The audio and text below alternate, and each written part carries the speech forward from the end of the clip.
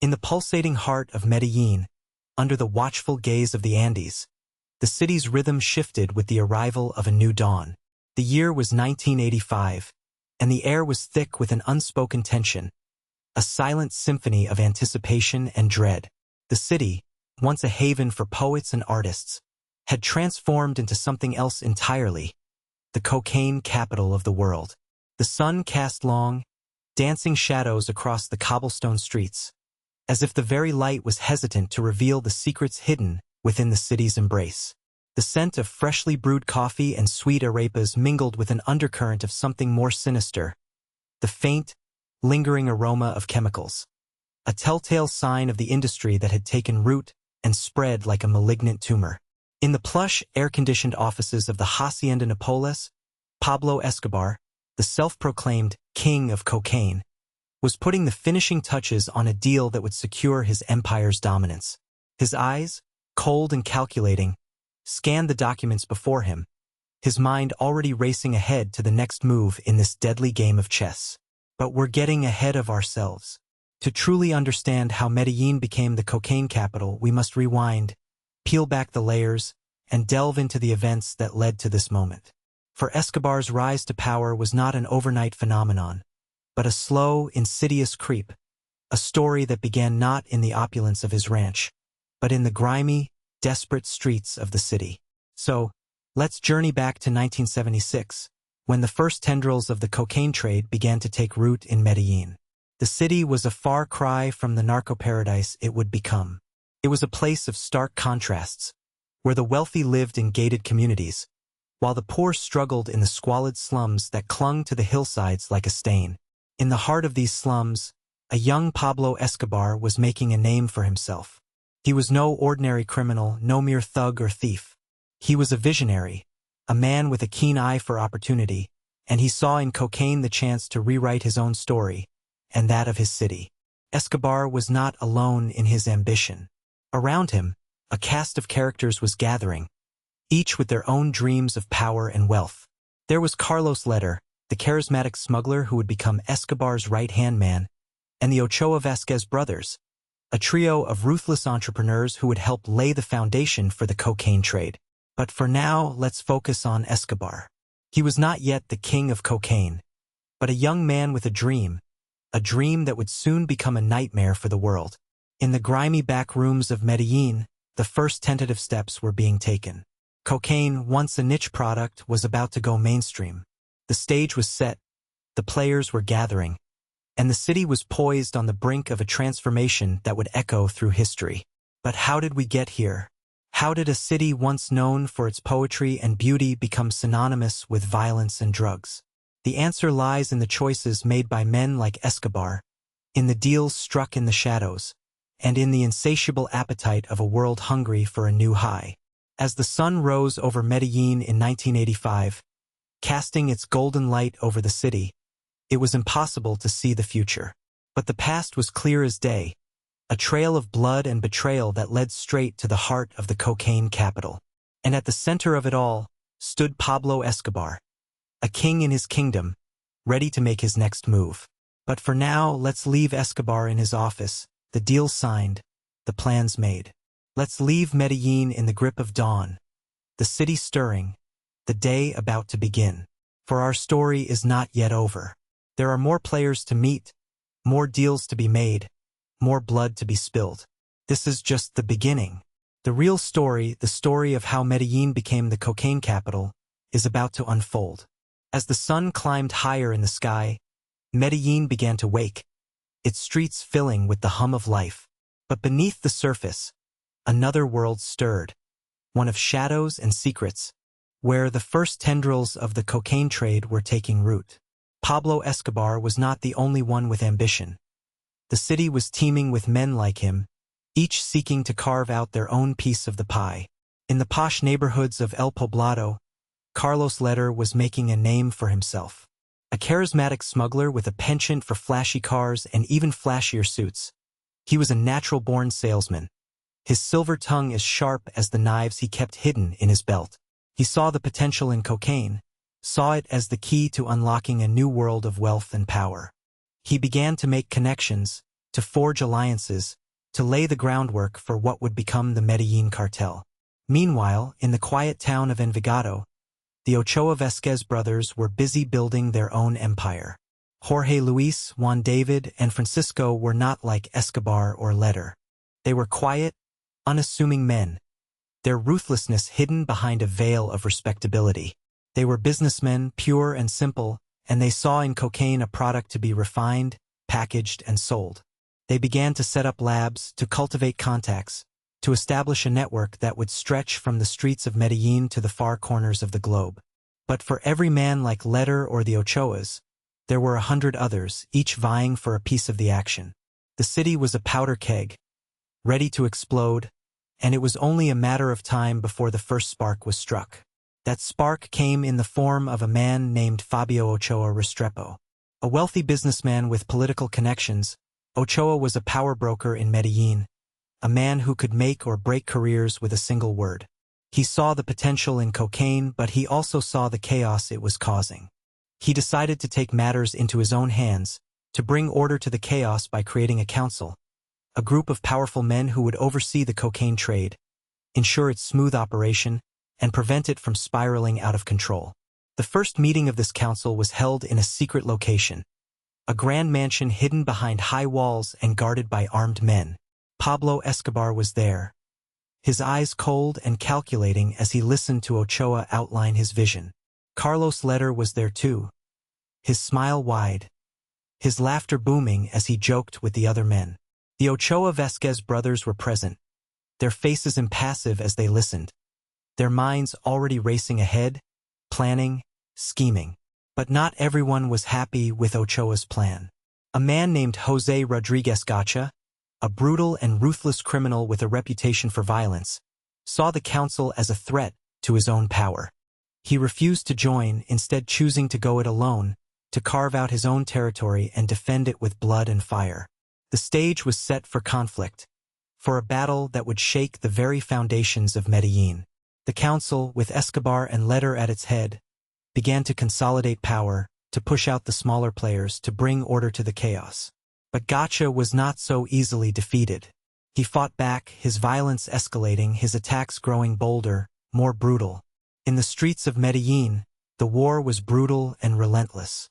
Men were gunned down in broad daylight, their bodies left to rot in the gutter. Bombs exploded in nightclubs and restaurants, their shockwaves echoing through the city, leaving behind a trail of destruction and fear. The police were powerless to stop it, their ranks infiltrated by the very men they were sworn to protect against.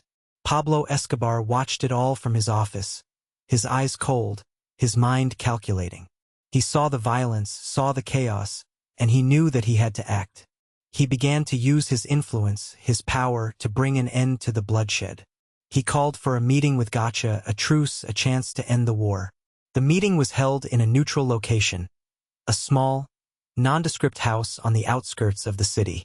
Escobar arrived first, his bodyguards fanning out, their eyes scanning the shadows, their hands resting on their guns. Gacha arrived next, his face a mask of hatred, his eyes burning with a cold, murderous light. The two men faced each other, their eyes locked, their bodies tense. For a moment, there was silence, a heavy, oppressive silence that seemed to stretch on forever. Then, slowly, Escobar began to speak. His voice was low, calm, his words measured, careful. He spoke of peace, of unity, of a future where they could work together, where they could both be rich, powerful men. Gacha listened, his face impassive, his eyes never leaving Escobar's face. Then, slowly, he began to smile. It was a cold, cruel smile, a smile that sent a shiver down Escobar's spine. "You're right, Pablo," he said, his voice like ice. "We can both be rich, but only one of us can be the richest." And with that, the war was on again, the violence escalating, the body count rising. The city was in chaos, the council's power waning, Escobar's empire under threat. The endgame was approaching, the climax of this deadly dance of power and ambition. But for now, the city was in freefall, the future uncertain, the outcome far from clear. As the sun set over Medellín, casting its long, dark shadows over the city, It was impossible to see what the future held. But one thing was clear. The city was on the brink, the powder keg ready to explode, the fuse already lit. The story of how Medellín became the cocaine capital was far from over, and the worst was yet to come. But for now, let's leave the city in its twilight, the darkness gathering, the storm about to break. Let's leave Pablo Escobar in his office, his eyes cold, his mind racing, his empire under threat. Let's leave Medellín on the brink, the city holding its breath, the endgame about to begin. For our story is not yet over, the climax not yet reached. The tale of how Medellín became the cocaine capital is about to reach its turning point, and the world will never be the same again. The city was a powder keg, the fuse burning brighter, the explosion imminent. Escobar's office was a hive of activity, phones ringing off the hook, men rushing in and out, their faces etched with worry. The war with Gacha was escalating, the violence spiraling out of control. Escobar knew he had to act, had to end this before it consumed them all.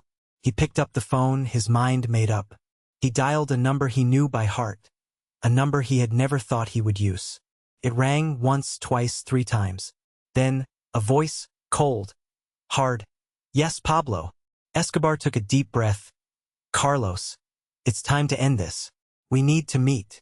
Carlos Letter, the ruthless, unpredictable head of the letter drug cartel, was Escobar's last hope.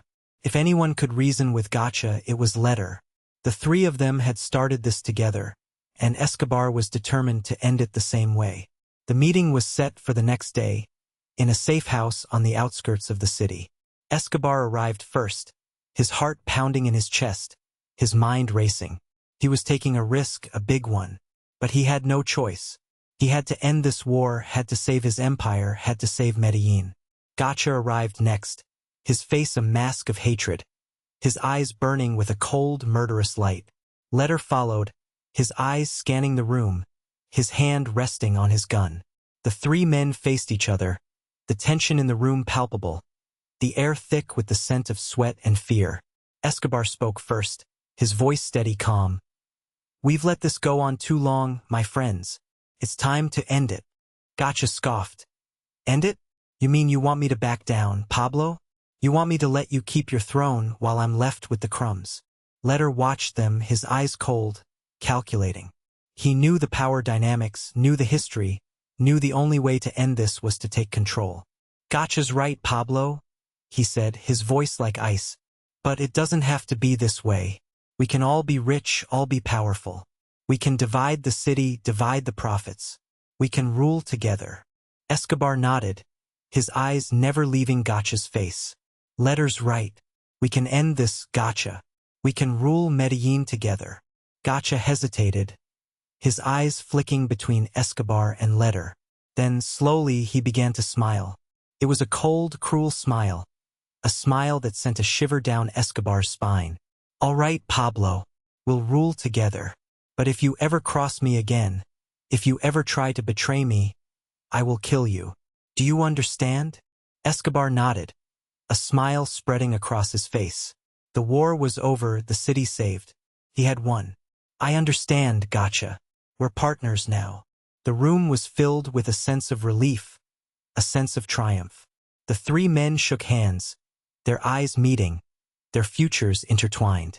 The city was saved, the powder keg diffused. But at what cost? In the days that followed, the violence in Medellín began to subside. The streets were no longer filled with the sound of gunfire, the air no longer thick with the scent of fear. The city began to heal, to rebuild, to move on. But the cost of that peace was high. The 3 men had divided the city, had divided the profits, had divided the power. And in doing so, they had created a monster. The cocaine trade was booming, the money flowing in, the power consolidating. Escobar, Gacha, and Letter ruled Medellín, their empires vast, their influence unchallenged. But the city was changed, the people changed, the very soul of Medellín changed. It was no longer just a city, no longer just a home. It was a drug, a vice, a sin. It was the cocaine capital of the world. And as Escobar sat in his office, his eyes cold, his mind calculating, he knew that he had won the battle, but he had lost the war. He had saved Medellín, but he had also damned it. He had become the king of the cocaine capital, but at what cost? The city was his, the empire was his, the power was his.